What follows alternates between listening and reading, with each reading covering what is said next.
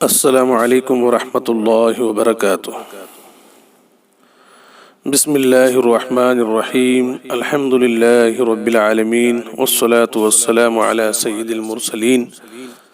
محمد وآلہ واصحابہ اجمعین، اما بعد۔ ایک حدیث کی مذاکرے کا سلسلہ ہے۔ آج جو حدیث بطور مذاکرے کے پیش کرنا ہے وہ بخاری اور مسلم کی روایت ہے، حضرت ابو ہریرہ رضی اللہ عنہ سے مروی ہے۔ روایت کے الفاظ ہیں: عن ابی ہریرہ رضی اللہ عنہ قال قال رسول اللہ صلی اللہ علیہ وسلم کل عمل ابن آدم یضاعف الحسنۃ بعشر امثالها الى 700 ضعف قال اللہ تعالی الا الصوم فإنه لي وأنا أجزي به يدع شهوته وطعامه من أجلي للصائم فرحتان فرحة عند فطره وفرحة عند لقاء ربه ولا خلوف فم الصائم أطيب عند الله من ريح المسك والصيام جنة وإذا كان يوم الصوم أحدكم فلا يرفث ولا يسخب فإن سابه أحد أو قاتله فليقل إني امرؤ صائم أو كما قال النبي صلی اللہ علیہ وسلم۔ جس کا ترجمہ اور ہلکی سی تشریح یہ ہے کہ حضرت ابو ہریرہ رضی اللہ عنہ سے روایت ہے کہ آپ صلی اللہ علیہ وسلم روزے کی فضیلت اور اس کی قدر و قیمت اور اس کا کیا صلہ ملنے والا ہے یہ بیان کرتے ہوئے آپ علیہ السلام نے فرمایا، تمہید کے طور پر نبی علیہ السلام نے سب سے پہلے تو یہ فرمایا کہ ہر آدمی کے ہر اچھے عمل کا ثواب 10 گنے سے 700 گنا تک بڑھا دیا جاتا ہے۔ یعنی انسان ایمان کی حالت میں جو بھی عمل کرتا ہے، اخلاص کے بقدر اللہ تعالیٰ اس کا ثواب اسے عطا فرمائیں گے۔ عمومی طور پر کم از کم ایک عمل کا ثواب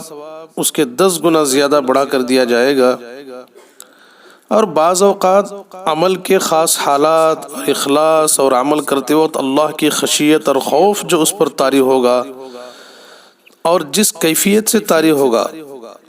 اس کیفیت اور اس اخلاص کے بقدر اللہ تعالیٰ اور زیادہ عطا کریں گے، یہاں تک کہ بعض اللہ کے پسندیدہ اور مقبول بندوں کو اللہ تعالیٰ ان کے نامہ اعمال کا، ان کے اچھے اعمال کا بدلہ اور اجر 700 گنا تک بڑھا کر بھی دیں گے۔ یہ تمہید کے طور پہ آپ علیہ السلام نے فرمایا۔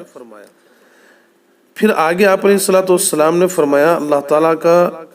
ارشاد حدیث قدسی کے طور پر آپ علیہ السلام نے اللہ تعالیٰ کا ایک ارشاد ذکر فرمایا کہ اللہ تعالیٰ فرماتے ہیں کہ روزہ اس عام قانون سے ہٹ کر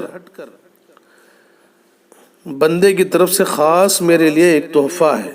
حدیث کے الفاظ ہیں قال اللہ تعالی الا الصوم، یعنی اوپر جو عام قانون بیان کیا گیا تھا کہ ایک عمل کا بدلہ 10 گنا سے 700 گنا بڑھا کر دیا جاتا ہے، لیکن اللہ تعالیٰ فرماتے ہیں کہ روزے کا معاملہ ایسا نہیں ہے، اس سے بھی زیادہ روزے کا بدلہ دیا جائے گا۔ اس کا اجر و ثواب میں خود دوں گا، وَأَنَا أَجْزِي بِهِ، میں خود دوں گا، یعنی مطلب یہ میرے ذمے ہے۔ کیوں؟ اللہ تعالیٰ آگے فرماتے ہیں يَدَعُ شَهْوَتَهُ وَطَعَامَهُ مِنْ أَجْلِي، کہ یہ بندہ اپنی خواہشات اور اپنا کھانا پینا یہ سب میرے لیے چھوڑ رہا ہے۔ جب میرے لیے چھوڑ رہا ہے تو اس کا بدلہ میں خود ہی اپنی مرضی کے مطابق اس کی اس قربانی اور نفس کشی کی وجہ سے دوں گا اور اپنی طرف سے دوں گا۔ پھر آپ علیہ السلام نے آگے فرمایا للصائم فرحتان، روزے دار کے لیے 2 مسرتیں ملتی ہیں۔ فرحت عند فطرہ، یہ خوشی تو اسے ملتی ہے اس کے افطار کرتے وقت کہ دن بھر خواہشات کو روک کے رکھنے میں کامیاب رہا اور اللہ کو راضی کرنے میں کامیاب رہا، کوئی ایسی بات پیش نہیں آئی جس کی وجہ سے وہ روزہ چھوڑ دے، کوئی ایسا حادثہ پیش نہیں آیا جس کی وجہ سے وہ روزے سے الگ ہو جائے، بلکہ اپنے روزے کو اس نے کمال تک پہنچایا، اختتام تک پہنچایا، اس کی وجہ سے ایک خوشی تو افطار کے وقت ہوگی۔ آگے فرمایا وَفَرْحَةٌ عِنْدَ لِقَاءِ رَبِّهِ، ایک دوسری خوشی اس وقت ہوگی جب یہ بندہ اللہ تعالیٰ سے جا کر ملاقات کرے گا۔ اس وقت اللہ تعالیٰ جو بدلہ اور ثواب اسے عنایت فرمائیں گے، اس بدلے کو اور ثواب کو دیکھ کر بھی وہ بہت خوش ہوگا۔ تو دو خوشیاں بندے کو ملنے والی ہیں، روزہ دار بندے کو۔ آگے نبی علیہ السلام نے فرمایا روزہ دار کی فضیلت بیان کرتے ہوئے لَخَلُوفُ فَمِ الصَّائِمِ أَطْيَبُ عِنْدَ اللَّهِ مِنْ رِيحِ الْمِسْكِ، یعنی انسانوں کے لیے مشک کی خوشبو جتنی اچھی اور جتنی پیاری ہے، اللہ تعالیٰ کے یہاں روزہ دار کی منہ کی بو اس سے بھی اچھی ہے۔ ظاہر بات ہے کہ انسان کے لیے مشک کی خوشبو بہت خوشبودار ہوتی ہے انسان کے نزدیک، اور بہت اس کی قدر ہوتی ہے، لیکن اللہ تعالیٰ انسان کے منہ سے جو بدبو نکلتی ہے، جسے دنیا کا دوسرا انسان سونگنا پسند نہیں کرتا، وہ بو اللہ تعالیٰ کے لیے اس مشک کی خوشبو سے زیادہ پسندیدہ ہے۔ تو اس سے بڑھ کر اور کیا فضیلت چاہیے۔ پھر آگے آپ علیہ السلام نے فرمایا وَالصِّيَامُ جُنَّةٌ، روزہ شیطان اور نفس کے حملوں سے، وساوس سے بچنے کے لیے ڈھال ہے۔ یعنی روزہ دار جب روزے میں ہوتا ہے تو اس کی چونکہ شہوت ٹوٹ جاتی ہے، خواہشات اس کے ختم ہو جاتے ہیں، تو ایسے موقع پر شیطان اور نفس اس پر حملہ نہیں کر سکتے، وساوس میں اسے گرفتار نہیں کر سکتے۔ دوسرا، یہی روزہ ڈھال ہے جہنم کی آگ کے لیے بھی۔ ڈھال کا مطلب جس طرح دنیا میں دشمن کے وار سے بچاؤ کے لیے آدمی ڈھال کا استعمال کرتا ہے اور دشمن کی ضرب اور اس کے مار سے اپنے آپ کو بچاتا ہے، تو اسی طرح روزہ دار آدمی کے لیے روزہ گویا ڈھال ہے کہ وہ دشمن، سب سے بڑے دشمن یعنی نفس اور شیطان سے بھی اپنے آپ کو بچا لیتا ہے، اور اس سے بڑھ کر جو تکلیف کی چیز ہے آتش دوزخ، جہنم کی آگ، اس سے بھی وہ اپنے آپ کو بچا لیتا ہے روزہ ڈھال بنا کر۔ آگے علیہ السلام نے ایک ہدایت فرمائی وَإِذَا كَانَ يَوْمُ صَوْمِ أَحَدِكُمْ فَلَا يَرْفَثْ وَلَا يَسْخَبْ، جب تم میں سے کسی کا روزہ ہو، روزہ دار ہو کوئی، تو چاہیے کہ وہ بیہودہ اور فحش باتیں نہ بکے، بری باتیں نہ بکے۔ فَإِن صَابَّهُ أَحَدٌ، یہ تو خاموش ہے، اگر دوسرا کوئی روزہ دار کو برا بھلا کہہ رہا ہے، اس کے ساتھ شر و شغب کر رہا ہے، تو ایسے موقع پر أَوْ قَاتَلَهُ، یا اس کے ساتھ گالم گلوچ اور جھگڑا کر رہا ہے،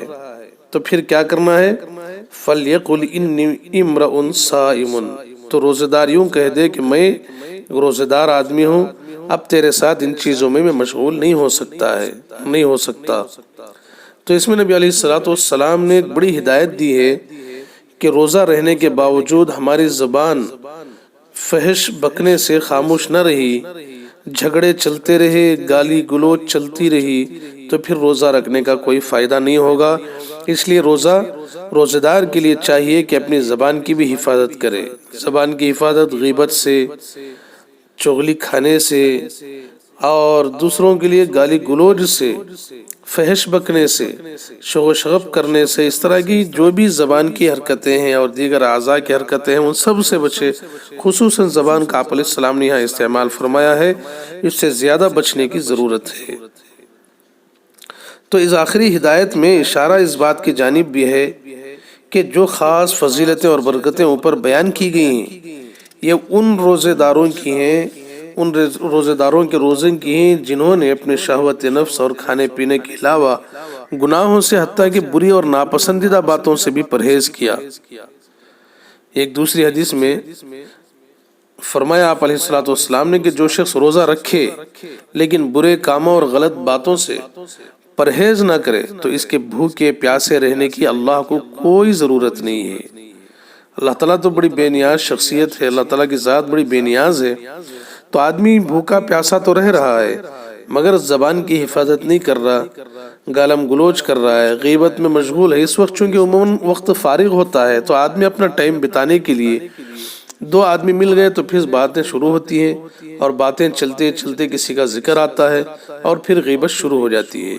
تو پھر یہ غیبت روزے دار کے روزے کی قدر کو، قیمت کو گھٹا دیتی ہے، اس واسطے احتیاط کرنے کی ضرورت ہے۔ ایک اور روایت ہے حضرت سہل بن سعد رضی اللہ عنہ سے، یہ بھی بخاری اور مسلم کی روایت ہے، فرماتے ہیں قال ان فی الجنت بابا یقال له الریان يدخل منه الصائمون يوم القيامة لا يدخل منه أحد غيرهم يقال أين الصائمون فيقومون لا يدخل منه أحد غيرهم فإذا دخلوا أغلق فلم يدخل منه أحد رواه البخاری ومسلم۔ روایت کے الفاظ یہ تھے جن کا ترجمہ ہے کہ حضرت سالم بن سعیدی رضی اللہ عنہ سے روایت ہے کہ رسول اللہ صلی اللہ علیہ وسلم نے فرمایا کہ ان فی الجنت بابا، جنت کے دروازوں میں سے خاص دروازہ ہے یقال له الریان، جس کو باب الریان کہا جاتا ہے، یدخل منہ الصائمون، اس دروازے سے قیامت کے دن صرف روزے دار داخل ہوں گے، لا يدخل منہ احد غیرہم، پھر آگے آپ علیہ السلام نے انکار کیا کہ ان کے علاوہ کوئی اور دوسرا شخص اس میں داخل نہیں ہو سکتا۔ یقال، وہ اس وقت اعلان کیا جائے گا این الصائمون، روزہ دار کہاں ہیں، روزہ دار کہاں ہیں، فیقومون، تو یہ روزہ دار کھڑے ہو جائیں گے، پھر وہاں اس میں سے داخل ہو جائیں گے، لا يدخل منہ احد غیرہم، ان کے علاوہ کوئی اور اس دروازے سے جنت میں داخل ہی نہیں ہوگا۔ فَإِذَا دَخَلُوا، جب سب کے سب جنت میں داخل ہو جائیں گے روزے دار، اُغْلِقَ، تو یہ جو دروازہ ہے وہ بند کر دیا جائے گا، فَلَمْ يَدْخُلْ مِنْهُ أَحَدٌ، اس میں سے کوئی آدمی پھر داخل نہیں ہو سکے گا۔ ظاہر بات ہے کہ روزے میں جس تکلیف کا احساس سب سے زیادہ بندے کو ہوتا ہے وہ اس کی پیاس ہے، تو روزے دار کی بڑی قربانی ہے اس کا پیاسا رہنا، پینے کی چیزوں سے اپنے آپ کو بچائے رکھنا۔ اس لیے اللہ تعالیٰ نے جو صلہ اسے دیا ہے، اس صلے کا ایک حصہ یہ بھی ہے کہ جس دروازے سے وہ داخل ہوگا اس دروازے کا نام بھی اللہ تعالیٰ نے ریان رکھا ہے، اس دروازے کا نام بھی اللہ نے ریان رکھا، باب الریان۔ کیوں؟ ریان کے لغوی معنی آتے ہیں پورا پورا سیراب ہونا، تو یہ بھرپور سیرابی تو اس دروازے کی صفت ہے جس سے روزے داروں کا داخلہ ہوگا۔ تو روزے دار جس دروازے سے داخل ہو رہے ہیں اس دروازے کی صفت ہی اللہ تعالیٰ نے سیرابی کی رکھ دی ہے، یہ تو دروازہ ہے۔ پھر جنت میں داخل ہونے کے بعد کیا کیا نعمتیں اللہ کی طرف سے ملنے والی ہے وہ اللہ تعالیٰ ہی بہتر جانے۔ جنت کے بارے میں انسان کے دل میں بھی کوئی خطرہ نہیں گزرا ہے کہ جنت کیسی ہو سکتی ہے، نہ آنکھوں نے دیکھا اور نہ کانوں نے سنا، یعنی جیسے جنت کی صفت ہے صحیح معنی میں بندے کو ابھی بھی اس کا تصور دنیا میں نہیں ہوتا ہے۔ جب وہاں پہنچ جائے گا تو اللہ تعالیٰ اسے جو کچھ دیں گے وہ اس کے تصور سے بالا تر ہوگا، اس کے تصور سے بڑی بڑی چیزیں اللہ تعالیٰ وہاں عنایت فرمائیں گے۔ تو اللہ تعالیٰ روزے دار کے لیے یہ صفتیں رکھی ہیں، اور کتنی بڑی محرومی کی بات ہے کہ اس رمضان کے آنے کے بعد بھی بعض لوگ بیماریوں کا، چھوٹی چھوٹی چیزوں کا بہانہ بنا کر